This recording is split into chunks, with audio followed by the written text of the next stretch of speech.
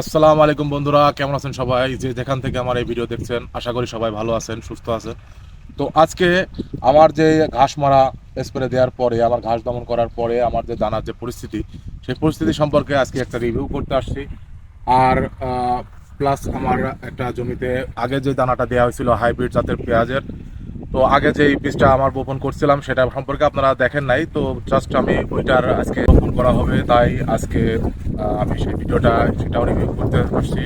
তো আজকে আমার এই প্রথমত আমার এই দানার কি অবস্থা, এখন আমার ঘাস মারা দেওয়ার পরে আমার দানার কি অবস্থা, সেই দানাটার পরিস্থিতি সম্পর্কে আপনাদেরকে জানানোর চেষ্টা করছি। তো দেখতে পাচ্ছেন আমার ঘাস অনেকাংশে মারা গেছে, কিন্তু কিছু কিছু ঘাস রয়ে গেছে, বাট এর মধ্যে নিড়ানি দিয়ে এটা পরিষ্কার করে দিতে হবে। অবশ্যই দানা যদি সুস্থ এবং সঠিকভাবে পরিচর্যা করতে চান। আর এই দানাটা দেখতে পাচ্ছেন এই অবস্থা, আগামীকালকে যে স্প্রেটা দেওয়া হবে সেই স্প্রেটা ভিডিওটা দেখতে পাবেন।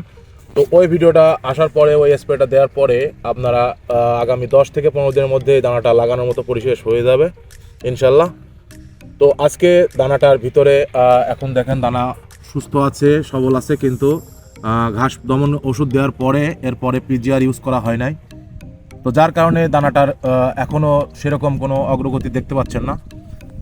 তো আগামীকালকে যে পিজিআর প্রয়োগ করব সেটা কিভাবে প্রয়োগ করতে হবে, কোন মাত্রায় সঠিকভাবে, আপনারা দেখতে পারবেন আমাদের ভিডিওতে লাইক এবং কমেন্ট করে সাবস্ক্রাইব করে পাশে থাকবেন। তো বন্ধুরা দেখতে পাচ্ছেন আমার দানাটার কি অবস্থা, একেবারে সুন্দরভাবে সব দাঁড়িয়ে আছে, কোনো রকম কোনো সমস্যা নাই।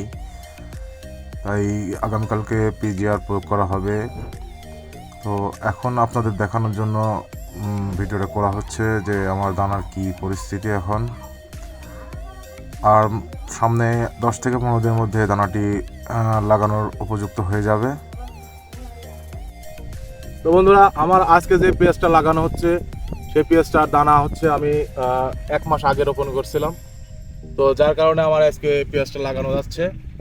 আর পরবর্তীতে যে দানাটা দিয়েছি সেই দানাটা তো দেখতে পাচ্ছেন এখনও লাগানোর উপযুক্ত হয় নাই। তো ওইটা হইতে কিছুদিন সময় লাগবে। তো ওইটার পরিচর্যা সম্পর্কে আপনাদেরকে জানাতে থাকবো সব সময়। আর এটার অবস্থা তো দেখতে পাচ্ছেন, আজকে এটা লাগানো হচ্ছে। প্রথম ট্রামের হাইব্রিড জাতের পেঁয়াজ রোপণ শুরু হয়েছে। যে দানাগুলো আগে দেয়া ছিল সর্বপ্রথম, সেই দানাগুলো রোপণ করা হচ্ছে। তো এখন খাওয়া দাওয়ার বিরতি চলতেছে। তো দেখতে পাচ্ছেন উৎসব মুখর পরিবেশে খাওয়া দাওয়া চলছে একসাথে, অনেকেই খাওয়া দাওয়া একসাথে খাওয়ার মজাই আলাদা। আর মাঠে খাওয়ার আনন্দটা কৃষকরাই ভালো জানে। আর কৃষকের মনে তো এখন একটা উৎসব মুখর পরিবেশ, কারণ পেঁয়াজ রোপণ থেকে শুরু করে উঠানো পর্যন্ত কৃষকের মনে অনেক আনন্দ হয়ে যায়।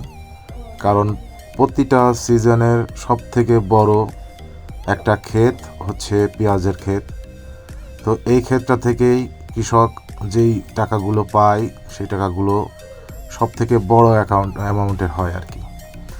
তো দেখতে পাচ্ছেন সবাই খুব আনন্দের সঙ্গে খাওয়া দাওয়া করতেছে।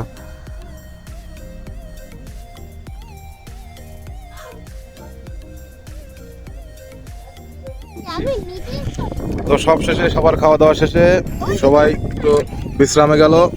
আর আমার ক্যামেরাম্যান আর আমার ছোট দুই ভাই খাওয়া দাওয়ার প্রস্তুতি নিচ্ছে। মাঠের খাওয়ার মজাই আলাদা, একসাথে সবাই মিলে খাওয়া দাওয়া এটা আলাদা আনন্দ।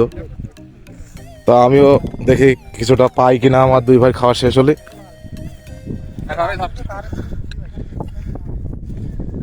আমার ক্যামেরাম্যান খাবার তো বাড়তেছে, আমার জন্য কিছুটা রাখো ভাই, একা একা খায় না দাও। তো শেষমেশ আমিও কিছু খাবার পেয়ে গেলাম। তো কোনো দিকে না তাকিয়ে গপ গপ করে খাইতে লাগলাম। আমার ক্যামেরাম্যান সব কিছু আগায় দিয়েছে, তো আমি খুব তাড়াতাড়ি সবার আগে খাওয়ার চেষ্টা করতেছি। আমার খাওয়া শেষ, আমার ছোট দুই ভাই এখনও খাওয়া দাওয়া শেষ করতে পারেনি, খাওয়া দাওয়া করতেছে।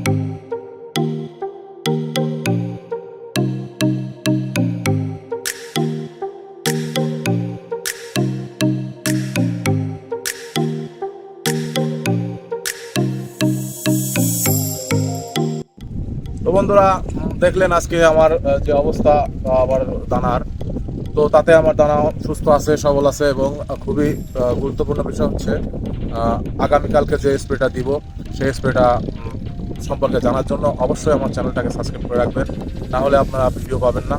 আর ভিডিও পেলে আপনার নিশ্চিত উপকার হবে, কারণ আমার যে ভিডিও আমি যে ওষুধগুলো প্রয়োগ করি আমার জমিতে, সেই ওষুধগুলো নিঃসন্দেহে বাজারের সব থেকে মানসম্মত ওষুধ। আজকের মতো এ পর্যন্তই। ধন্যবাদ সবাইকে। আসসালামু আলাইকুম।